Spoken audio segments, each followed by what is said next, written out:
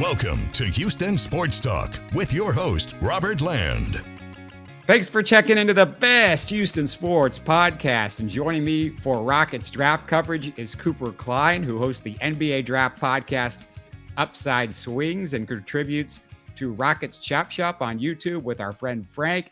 Thanks for doing this on a crazy night, Cooper. The Rockets shockingly get two top five projected players, with Cam Whitmore doing an Aaron Rodgers plunge to number 20. And we'll get to that part in a second.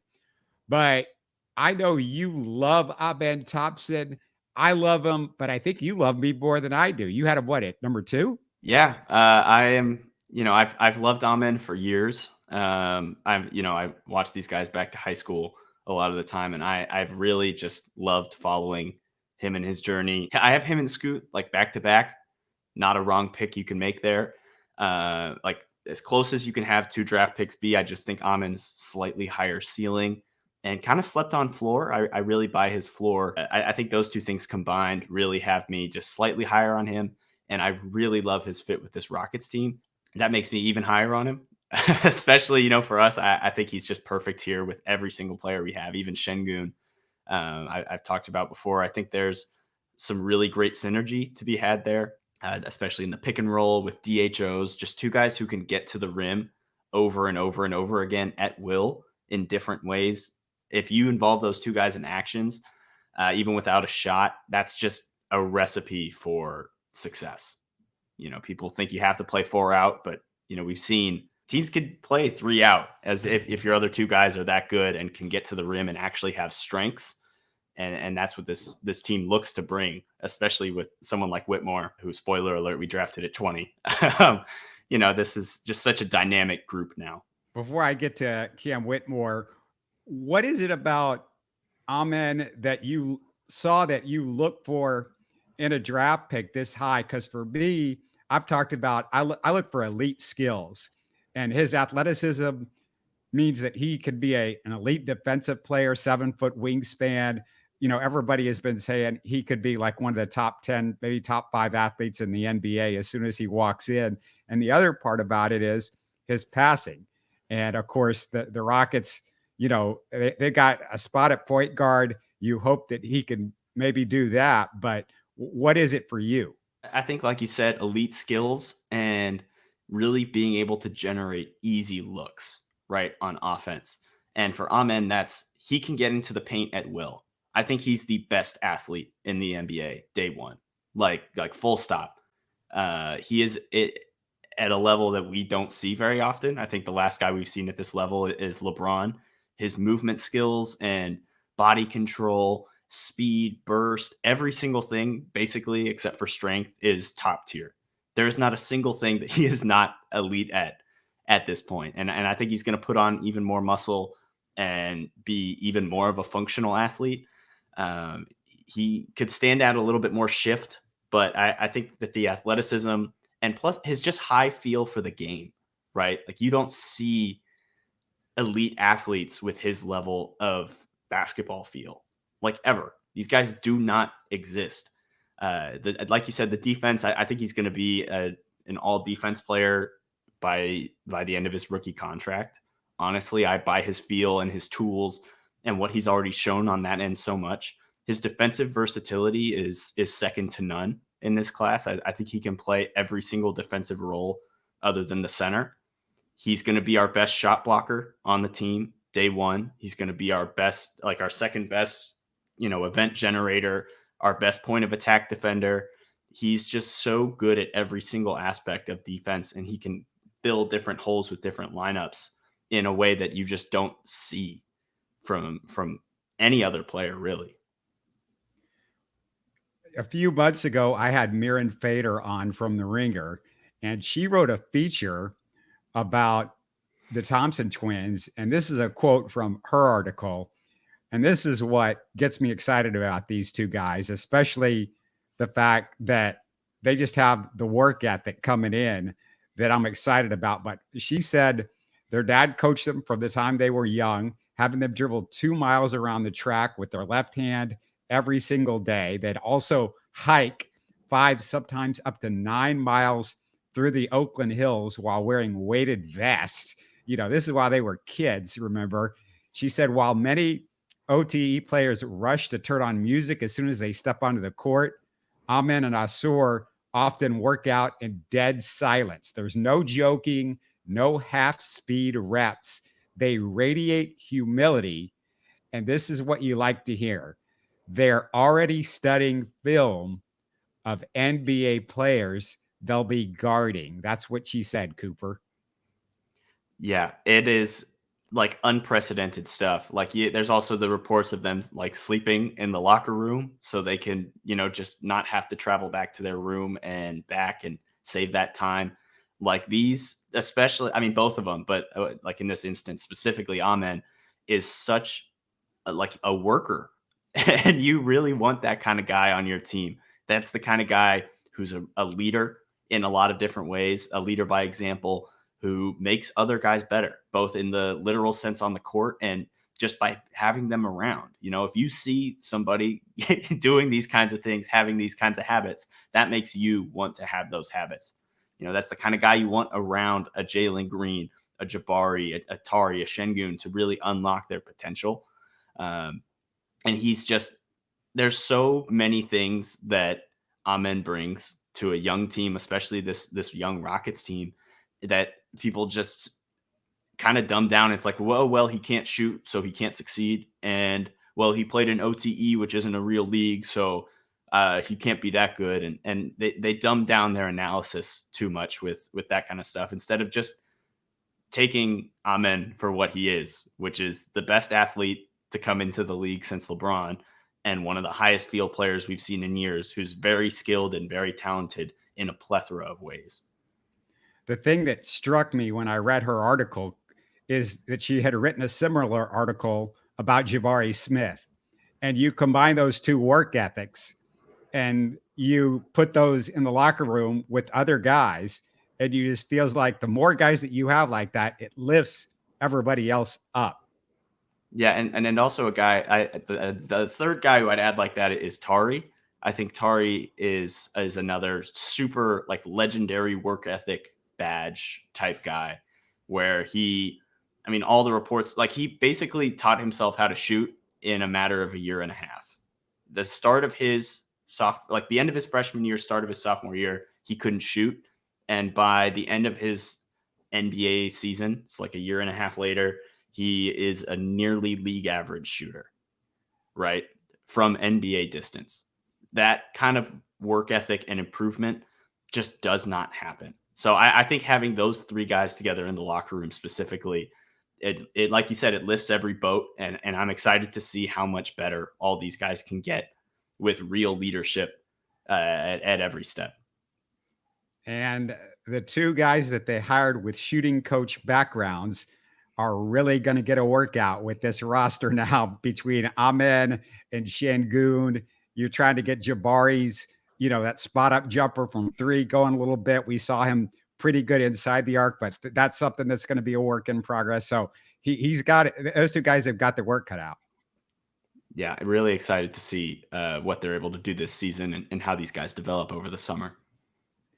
All right. Now, Cam Whitmore, I think everybody is shocked because we just thought, well, the Rockets are going to trade the first round pick for a veteran, or they're going to trade it to get a future first round pick. And then Whitmore's still sitting on the board. I have to think the Rockets probably had a plan in place to make a trade.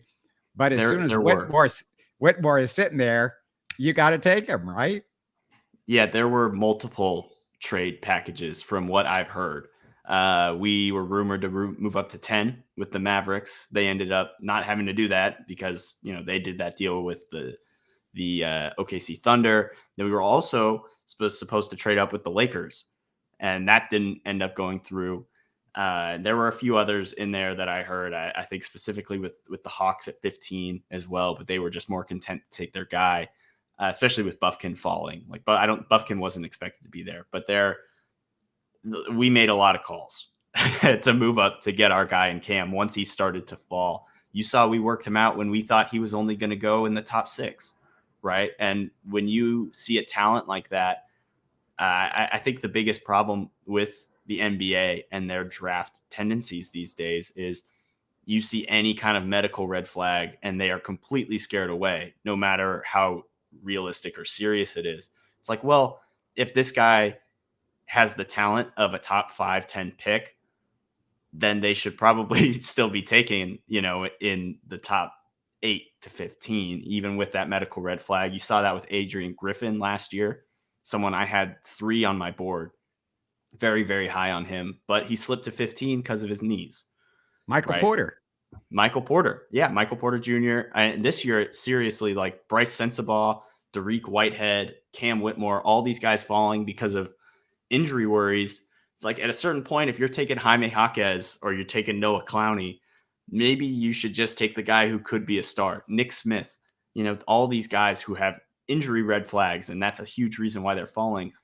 If these guys are healthy, they're high-level starters. You should be taking them. And I'm really happy that we came away with someone widely considered to be a top 5-6 guy, someone I'm a little bit lower on, but would have for this team or to take around 8. Still love the fit, still love the pick. I think this is, we have kind of a hole on the wing, not so much at the forward spot, but on the 2-3 wing. And I think Cam really fits that hole. And this is arguably the most athletic team in NBA history if Whitmore plays a lot. Having Whitmore, Tari, Amen, Jalen Green, Jacob, like what other team has so many elite, truly elite athletes like that? I can't think of any off the top of my head. Give me the good and bad from what you saw from Cam Whitmore. So the good, elite finisher. I think for a young player, he's also a really good defender. Super young, 18. I buy the shot, at least as a spot up. I don't super buy the off motion or like off the dribble stuff. It's a little bit clanky right now, but he's the best cutter in the draft, best off ball mover, great offensive rebounder, good stopper. The bad is the defense is not good now. I think it will be come time. Like I said, with time, he can defend at the point of attack, but his team defense isn't great. And the passing is the big worry. That's why I was a little bit lower on him as far as like a star bet compared to some. Like he does not pass the ball. I think he has vision, and that Villanova team was not built at all to show off his talents. So like it's very easy to kind of hand wave it, and he's so young, and you've seen it at lower levels, especially in transition. But he's not a playmaker at all. So you don't really want to put the ball in his hands and like let him run a ton of pick and rolls. But he's also like the 3rd best athlete in this draft, arguably 2nd. So if he can be one of the best play finishing wings who can shoot, drive, defend, that is an elite get there at 20. And especially with consensus being so high on him. Does he seem like to you a higher end Josh Christopher, same skill set? So Gup is tough. I really like Gup's team defense and his shot creation. I think he was kind of played out of position defensively. He should be a wing, like physically. I think they're both really raw athletes. I think their feel for the game is very different. He's a way better shooter and way better like off-ball mover. I think his feel for like just what to do in his role is a lot better. Whereas Gup is more just like natural, like more chaotic, right? I'm probably higher on Gup than some. I still would like to see him on this team and like let him play his actual position instead of being tasked with being a point of attack defending, pick and roll running point guard. But I think Cam is a lot better and fits this team a lot better and like the vision for what we currently have than Gup does. So if you're the Rockets now, you can basically, if Whitmore or Thompson is not ready at the beginning of the season and you add a couple of vets, I mean, you might be sending those guys to the G League or something like that. At least one of those guys might end up in the G League. I mean, I'm really interested to see what happens because I don't know about you, but like I don't see Harden coming here. I don't hear enough noise about Van Vliet. I would not give him a 4-year contract, which I'm sure he's going to want, especially now that you just drafted Amen. that you think might be the point guard in 2 or 3 years if you can get him up to speed. So, I mean, I'm looking at the Rockets, and it might be just, could Kevin Porter be the point guard to start the season after all this? The starting point guard. I don't know. I think Amen ends up getting it. I think we bring in a lower level starting vet point guard who like maybe takes it for a bit, but I think eventually we just realize this team it's better than we thought it would be because everyone's grown and it makes more sense and everybody's like, we have a good coach, right? So I think it's better. And eventually we just realize the defense he brings now, the automatic paint touches he brings now is enough to overcome any weaknesses he brings. And he's better than like the backup point guard that we bring in to like show him the ropes and teach him some of the smaller stuff. I think there's a world where Whitmore goes to the G League just to develop as like an on-ball scorer and like see if the step back shot is real. Because if he can create off the dribble, then you're looking at a Jaylen Brown type development track where this guy could be like a 1A, 1B type scorer who can also play both ways of the floor, defend, shoot, use him as a play finisher. He can run a ton of different types of actions. But if the off the dribble shot isn't real, then, oh no, he's still one of the most valuable off ball wings in the league. If he hits and can really create, I'm super excited for what Whitmore brings. And I'm really excited to see how he's utilized, whether that is in the G League or with the main team off the bench.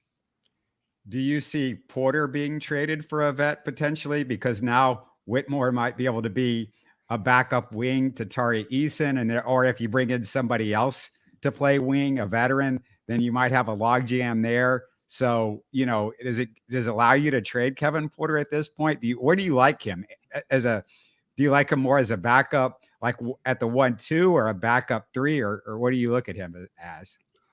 I think the cool thing about KPJ is there's some backup point guard potential because he can run a pick and roll, and like he was pretty good by the numbers, right? Like the eye test sucks, but if you get him a real roller, I think that can be like a bench offense. But then he can also plug in with different like high level starting lineups and be an off ball shooter and like be one of the best off ball shooters on the planet, right? Like his catch and shoot jumper is at like 50% over 2 seasons. That's like not a world ending sample, but that catch and shoot jumper looks insane.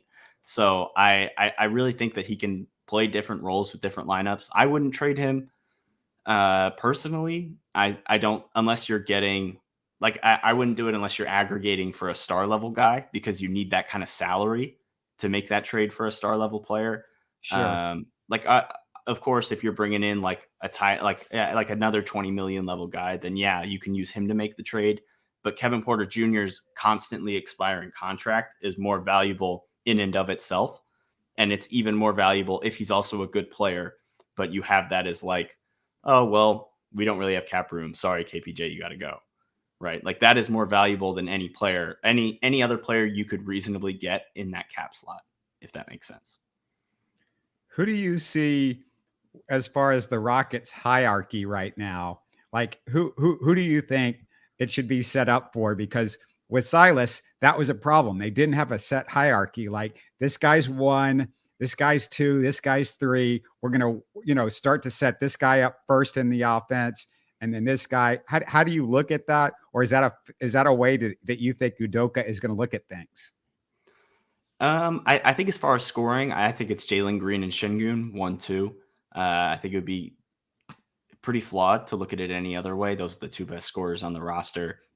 Then I think it's either Amen or KPJ or Jabari, depending on who has the better matchup, who develops better as a scorer, what kind of offense they want to run. I'm not super, like, I don't know exactly what Udoka wants to run. I'm not super into all the coaching stuff, but I am 100%, like, I think Amen will be the setup guy year 1.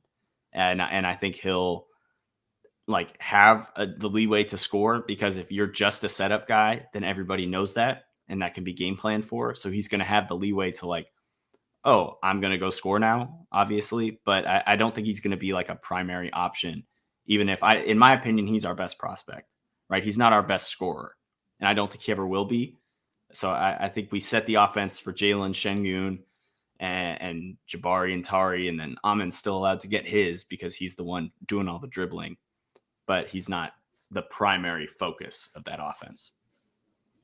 Yeah, I just think as a guy coming from overtime elite and he's a rookie and you would want him to be the point guard, I just can't see him starting to start the season. Maybe he could take the job at some point during the season, but it just seems like to me, maybe the offense runs through Şengün early in the year. And then if Ahmed could sort of take the reins or help take the reins later in the year. And I also feel like it's going to take a long time for Şengün and Ahmed to be able to shoot where it's tolerable. You're not going to get any spacing with those two guys on the court. And I know he can get to the rim, pretty easily. But even with Westbrook, it was hard to get another guy on the floor with him that wasn't able to shoot. So my feeling is you might put one of those two guys, which I think it's going to be Ahmed, off the bench, at least until those guys can become a decent shooters at least. Yeah, I do think if Westbrook played with a big who could dribble like Amen, it will. When he plays with Şengün, I think it would be a different story because then you have a dynamic big who we're going to build a wall for Amen coming off of a DHO. Then Şengün's just going to take the ball and roll. You still have to guard Amen. You don't still have to guard Clint Capella outside of 18 feet. Outside of 5 feet, you don't have to guard him. Outside of 5 feet, you don't have to guard, Steven Adams. Basically every big that we tried to play with him, you don't have to guard outside 5 feet. And I think that element of Şengün's game is what really unlocks him. If it was just like a traditional roller, like a Clint Capella, then I would be more worried about the spacing. Right. But because Şengün can dribble and get his own, I love that duo so much. I get the spacing concerns, but I think it's going to be really underratedly deadly, even early.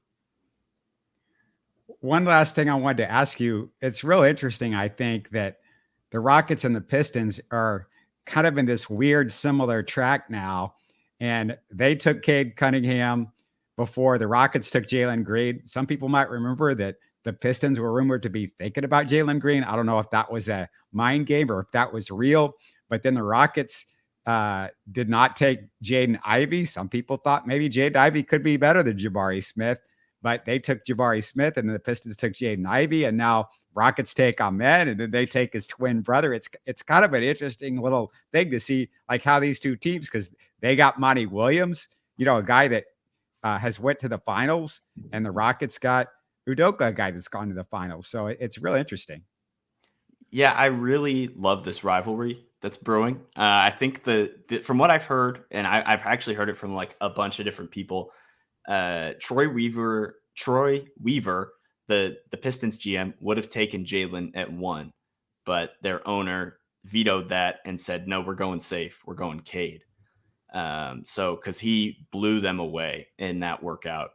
And it was insane. And so I really like the rivalry because, like you said, the Ivy and Bari stuff, I really buy. I think Bari's better. Just maybe to toot our own little Rockets horn. I love what he flashed as a rookie. I was kind of lower on Jabari, honestly, coming into last year's cycle, and even watching him this year, he flashed a lot more. He quelled a lot of my concerns with him as an interior finisher and an interior defender that really had me worried. So I'm very happy with that, and we got the way better twin. So that'll really fuel the fire here after Detroit fans just love to knock on us for, getting, everybody, all the hipsters love to, shit on us for the Jalen Green pick and the Jabari pick. But I think we're going to come out on top. We got more picks going forward.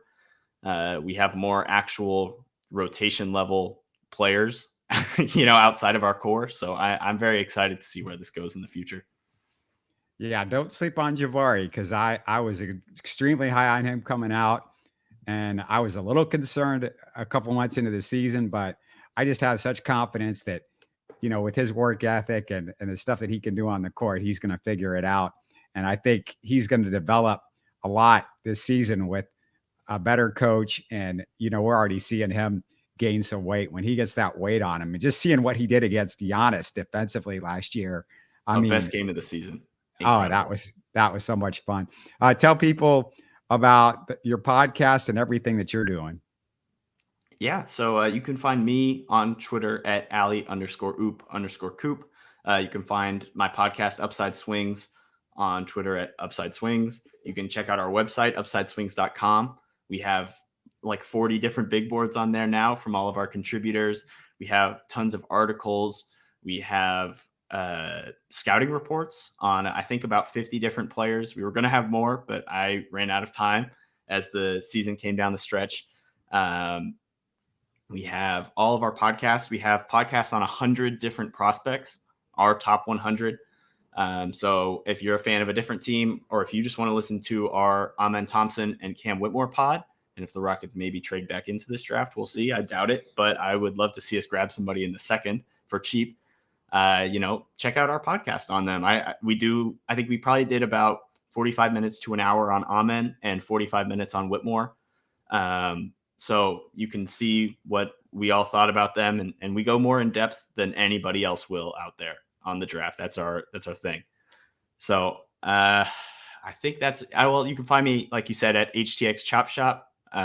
Once the draft's over, I'll be doing a lot more content over there, doing more Rocket specific stuff, talking about our guys at Summer League, whole bunch of stuff like that. And just thank you so much again for having me on. This was great. Love talking about, the Rockets getting good prospects. I was really nervous that we were not going to get somebody good at 20 or trade the pick. This wouldn't be as fun, but I'm super excited after those picks. Yeah, the draft is still going as we speak. And I just want to say, as a Coug fan, I'm really excited because Jarris Walker going to the Pacers and perfect fit. And the Grizzlies getting Sasser. They landed in two great spots. Yeah, they just Grizzlies got Sass. Oh, let's go. Oh, that's so perfect. Oh, I love that. Oh, that's so good. So Sasser with Marcus Smart should be kind of, he might be able to help out early in the season. With Ja out, he might get some playing time. You never know. I mean, him and Bane around Ja, that's two of the best shooters on planet Earth, and two guys who, I love that. I'm so happy. Thank the Lord he went to the Grizzlies, where they actually respect good basketball players. So, and we should mention that you're a Coug as well, right? Yes, I am. Go Cougs. I'm a current UH student. We did a podcast over on HTX Chop Shop recently with my co-host Bryce about everything about this last Cougs season, everything about this off season, guys we were looking for in the transfer portal, who was leaving, all that kind of stuff. We did breakdowns on what the new Big 12 looks like. We're going to do more Cougs content as the season comes on. So I love my Cougs. I go to as many games as I can. Nothing I love more. Outstanding. Hey, it's so much fun that you were able to join us, and look to have you on again potentially. And hopefully the Rockets aren't going to be picking this high in the future. So hopefully maybe we'll talk about that Nets pick. Nets pick. Well, yeah, we'll see what happens with the Nets.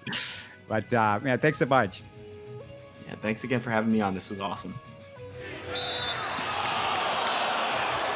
You're listening to Houston Sports Talk. Hey, don't forget to support us by subscribing and commenting on YouTube. You can always listen to us on Spotify, Apple, or your favorite podcast app. Tell your friends about us and share our show links on social media. Spread the word, everybody. Thanks for listening.